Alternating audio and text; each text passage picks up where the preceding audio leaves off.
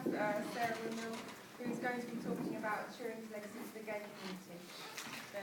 Yeah, Sue asked me if I would talk about what Alan Turing meant to the gay community. Now, I'd ask you, do you think you could speak for the whole heterosexual community? So I'm afraid I felt I needed to narrow this down a little bit. So what I've done is I've put together some facts and figures, which I hope will be informative. And I can talk about what it means to me as a gay technologist. So please forgive me, I don't intend to offend anybody, and I hope you'll come with me. So I'm looking at Turing as a gay role model. Let's talk about initially, what was the legal position of homosexuality during Alan Turing's lifetime? And in 1885 it had become illegal for even consenting older gentlemen to indulge in an act in the privacy of their own home. But interestingly, there was gay society. There were people who were known in high society who were gay. For those of you who don't recognise the lady, yes, it is a lady on the right here, is Radcliffe Hall, who was a well-known lesbian writer. She wrote the cheery, upbeat lesbian novel, The Well of Loneliness. And that was much of the attitude to homosexuality at the time. It was something that people had to bear, and it was okay, though, as long as you didn't talk about it too much, and you could be florid, and gay men were quite interesting, and tended to be unusual, as long as you didn't talk about the fact that you actually had sex with someone the same gender as yourself. Now we're very used to now gay symbols. We see the gay rainbow flag around a lot, and those of you who haven't recognised it, that's what that means. It's usually attributed to pride and the like. But some of you may or may not know about the pink triangle, and that's the symbol of homosexuality that would have been known to Alan Turing, because that's what was put on the concentration camp uniforms of homosexuals.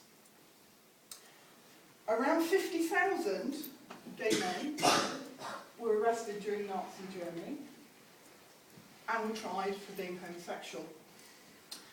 15,000 of those were sent to the concentration camps. Shocking numbers. Perhaps more shocking is that after the war, this was ignored, because society across Europe has always had an issue with homosexuality, not just in Germany. In fact, there was no compensation for those families until 2001. It's, to me, poignant and shocking that I believe Alan Turing died in 1954. Just 3 years later, there was a government report that recommended that homosexuality was not illegal anymore, that it be struck as a criminal offence. And as you see, it was not very much longer afterwards, only 10 years, that actually that came to pass. So if he'd just hung on in there a little longer, you might have seen society changing around him. And indeed, society has continued to change. We now have out gay politicians. But it's always been a sketchy thing. There's been steps forwards and steps back. Section 28 made it illegal to talk about homosexuality effectively in schools, for local governments to in any way talk about homosexuality. On the other hand, the gay age of consent was dropped, not as was hoped to 16, to give parity with heterosexual age of consent, but it was going in the right direction. And shockingly, it wasn't until 1997 that GCHQ dropped their own restrictions on recruitment, I'm assured by Stonewall. We now have gay cabinet ministers, and again, shockingly, 2003, Section 28 was repealed. And only a year later, we got the Civil Partnership Act.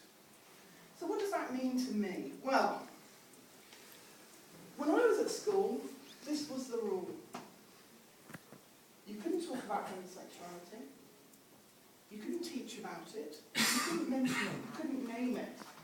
So just imagine you're in a room where everyone around you is homosexual, and you're the one person who feels like they don't fit in.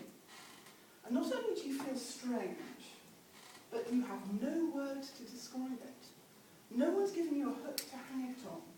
No one is giving you any sense of what that means, or that it could be something real, something that other people might feel. And that's how I grew up. There was no word for it. There were words you heard whispered in a playground, but there was no positive role models. Society is moving on. There are gay role models now. We all know about George Michael. Is he a positive role model? No.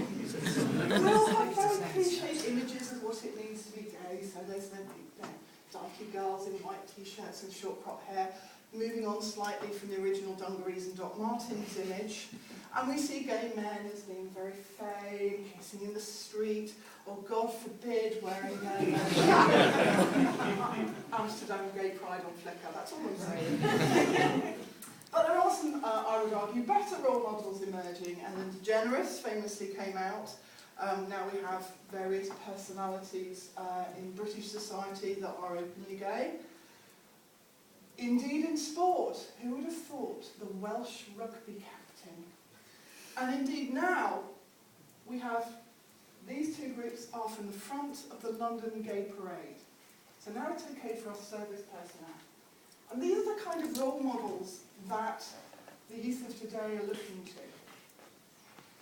Because going back to that image of the guys on the barge in their little leather things, to characterise the whole gay community like that would be like characterising the whole heterosexual society based on Caravans Weekly. It's just madness. To me, Alan Turing is a great role model.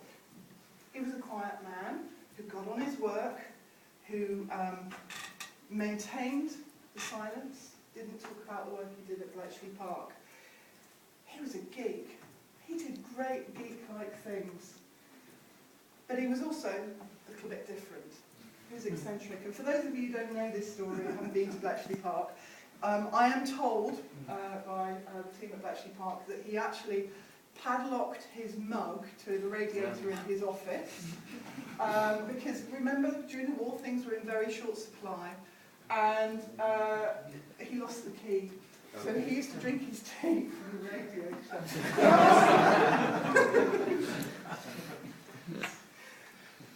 So, Alan Turing was pardoned by Gordon Brown. That was a great thing for the gay community. It meant that the whole issue of the persecution of gay people under the Sexual Acts law had been taken out into the public domain and talked about. It was unfortunate, from my point of view, that he stopped short. He recognised that Alan Turing had been treated badly, but he was not the only one. So what did Alan Turing do for me? He showed that it was okay to be me. Thank you very much.